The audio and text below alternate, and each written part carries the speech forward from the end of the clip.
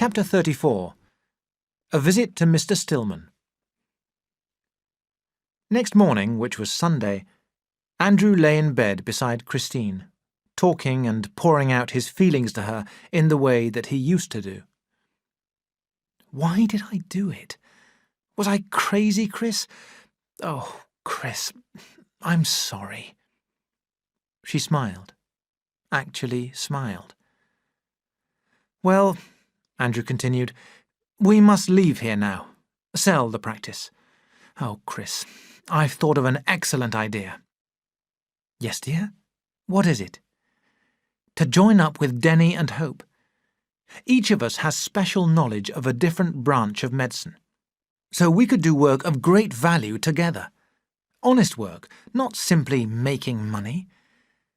Denny and I have always said that a doctor who works alone attempts too much. I mean, he may know a lot about one subject, but very little about another. Now, if we three work together, we can share our knowledge and provide a really useful medical service for our patients. Denny is a surgeon and can do the operations. I can do the general work of the practice, and Hope can do the scientific tests and give us advice on our problems. Christine looked at him with shining eyes. Oh, it's so nice to hear you talk like this. Oh, I'm so happy. I believe that Denny and Hope will join with me, Andrew said excitedly. He jumped out of bed and began to walk up and down the room. Suddenly, he stopped. Chris, he said, there's something that I must do immediately. I'm very worried about Mary Boland.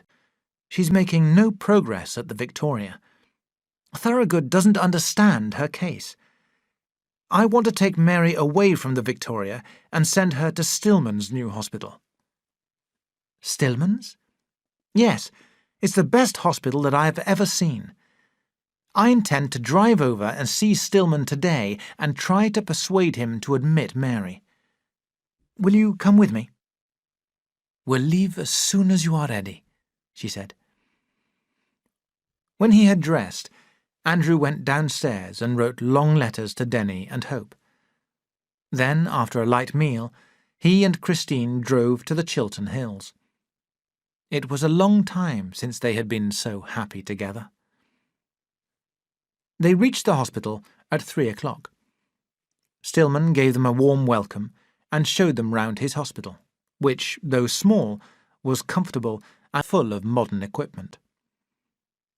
After this, they had tea with Stillman, and Andrew made his request. I want to ask you something, Mr. Stillman, he said quickly. Will you take over a case for me? A girl with tuberculosis, in its early stages. She's the daughter of a friend of mine, and she's making no progress at the Victoria Hospital. Stillman smiled. Surely you don't want to send me a case? English doctors don't recognize me. Remember that I have no medical qualifications. I cannot be trusted. I am more likely to kill than to cure. Andrew did not smile. Please don't joke, Mr. Stillman. I'm serious. I'm very worried about this girl.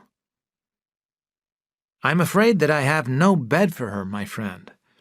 I have a list of women who are already waiting to be admitted. Although the doctors don't like me, some people— But, Mr. Stillman, Andrew interrupted, I was depending on you. If you don't admit Mary, she will never get well where she is. Stillman leaned forward and helped himself to a piece of cake. I see that you really are worried. All right, I will help you, he promised. Bring Mary here next Wednesday, and I will find her a bed. I will do my best to cure her. Andrew's face brightened. I can't thank you enough. Then don't try to, said Stillman.